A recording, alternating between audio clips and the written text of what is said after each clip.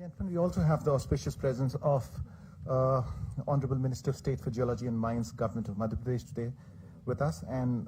he's none other than Shri Brajendra Pratap Singh. But before I request him to kindly come on the dais and address the gathering, just a few words about him. Well, Honorable Minister Sir has earlier served the position of State Minister, Independent Charge in Madhya Pradesh government with the portfolio of Farmer Development and Agriculture. Eventually, he has also served the Departments of Public Service Management, Tourism, Sports and Youth Welfare from 2009 to 2013. In 2014, he was appointed as the State Secretary of Madhya Pradesh in the party that he served, and in the following years, he was also made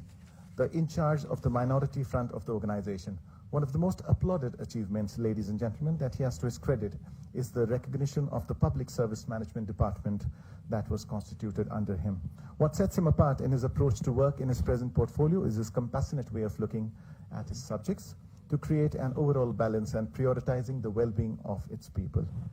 May I request, sir, to kindly come and address the gathering.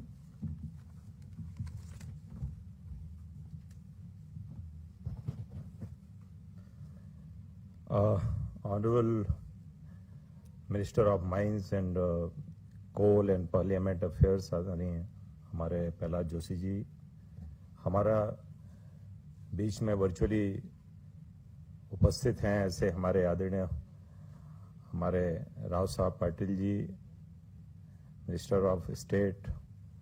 In mines, coal and railways, हमारे colleagues हमारे साथ में जो उपस्थित हैं, हमारे आदरणीय जनकराम जी हमारे बिहार से जो मिनिस्टर हैं, हमारे कर्नाटका से आदरणीय बासप्पा जी, हमारे सेक्रेटरी माइंस आदरणीय आलोक टंडन जी, हमारे एडिशनल सेक्रेटरी संजय जी, हमारे बीच में उपस्थित हमारे डायरेक्टर जीएसआई आदरणीय राजेंद्र जी एवं सभी उपस्थित इस सभागृह में सभी हमारे पास जो हमारे बीच में अधिकारीगण, सभी का मैं इंच मंच के माध्यम से अभिनंदन करता हूं। निश्चित रूप से क्योंकि मैं ये मानता हूं कि जिस स्टेट से मैं आता हूं, मध्य प्रदेश एक रिच स्टेट है माइंस के मामले में, खासकर ये जो हमारी खनिज संपदा है काफ़ी प्रचुर मात्रा में हमारे स्टेट में है, चाहे वो डायमंड हो, चाहे कोल हो, चाहे हमारा कॉपर हो, या हमारा बॉक्साइट हो, ग्रेनाइट हो, या हमारा लाइमस्टोन हो, ग्रेफाइट हो, ग्रेनाइट, मतलब सभी हमारा करीब करीब मिनरल्स हमारे स्टेट में हैं।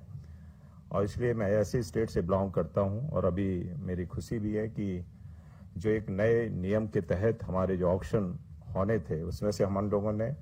करीब 26 ब्लॉक आइडेंटिफाइड किए थे, जिसमें कि 14 ब्लॉक्स हमारे अलॉटेड हो गए हैं,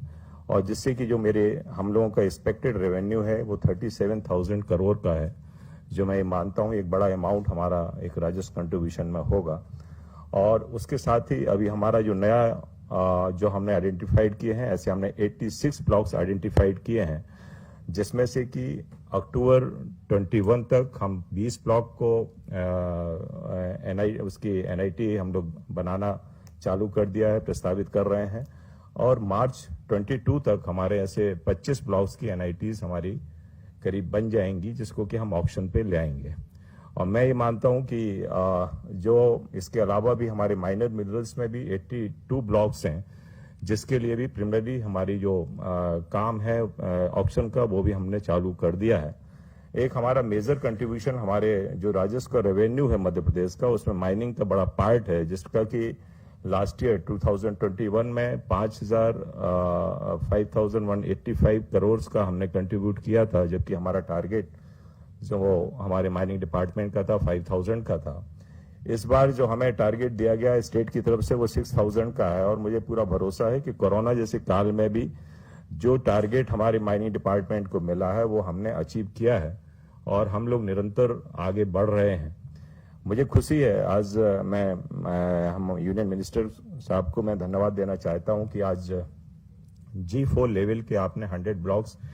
डिफरेंट स्टेट्स को दिए हैं, और उसमें मध्य प्रदेश को इसलिए मैं खुशी हूं कि 21 ब्लॉक्स हाईएस्ट ब्लॉक आपने मुझे दिए हैं, और मैं इतना आपको विश्वास दिला रहा हूं कि जो ब्लॉक्स दिए हैं उसको मैं निश्चित रूप से जल्दी मैं ऑक्शन प्रोसेस पे लाएंगे और जल्दी हम उसको काम करेंगे। और मुझे पूरा विश्वास है क्योंकि जिस हिसाब से आपका सपोर्ट चल रहा है, जिस हिसाब से आपका हम लोगों को स्टेट्स के ऊपर आपका ध्यान है, हम लोग निरंतर आगे बढ़ेंगे। हम इसलिए भी हम धन्यवाद देना चाहते हैं कि अभी आपने रिसेंट हमारा जो ट्रांजैक्शन एडवाइजर के लिए जो एनएमईटी से हमें पैसा देने की बात हम लोगों ने मांग की थी, वो आपने स्वीकृत कर दी है। मैं उसके लिए भी धन्यवाद देना चाहता हूं, जो फीस आप स्वीकृत की है। साथ में मैं इसलिए भी धन्यवाद देना चाहता हूं कि आपने जो खासकर जो एटॉमिक हमारा मिनरल डिवीजन है, उसके तहत आपने जो रॉक फॉस्फेट वाला जो 122 हेक्टेयर का एरिया था, उसमें से 14 हेक्टेयर एरिया निकाल के बाकी के लिए ऑक्शन के लिए आपने स्वीकृति दे दी है। इसके लिए भी मैं धन्यवाद आपको देना चाहता हूं। थर्ड, मैं इसलिए भी धन्यवाद देना चाहता हूं आपको कि आपने अभी ऑक्शन प्रोसेस में जल्दी से लाने के लिए आपने MECL के 2 अधिकारी और GSI के 6 अधिकारी हम लोगों को आपने सेवाएं दी हैं मध्य प्रदेश सरकार को। इसके लिए भी मैं आपको धन्यवाद देना चाहता हूं। मैं एक आपसे आग्रह भी करना चाहता हूं कि ग्लूकोनाइट का अभी तक जो एवरेज सेल वैल्यू है वो अभी निर्धारित नहीं हुई है। मेरा आपसे आग्रह है कि उसकी एवरेज सेल वैल्यू यदि आप निर्धारित करेंगे तो निश्चित रूप से हम लोगों को फायदा मिलेगा।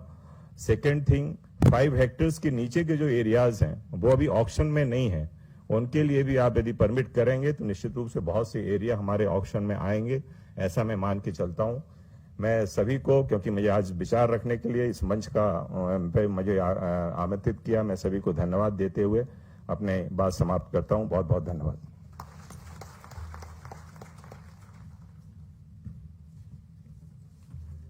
बहुत बहुत धन्यवाद महोदय, आपने अपनी उपस्थिति से इस मंच का और इस सभा का बहुत मान बढ़ाया और मध्य प्रदेश के भू संपदा के बारे में हमारी जो विस्तृत जानकारी दी उसके लिए हम आपका धन्यवाद देना चाहते हैं।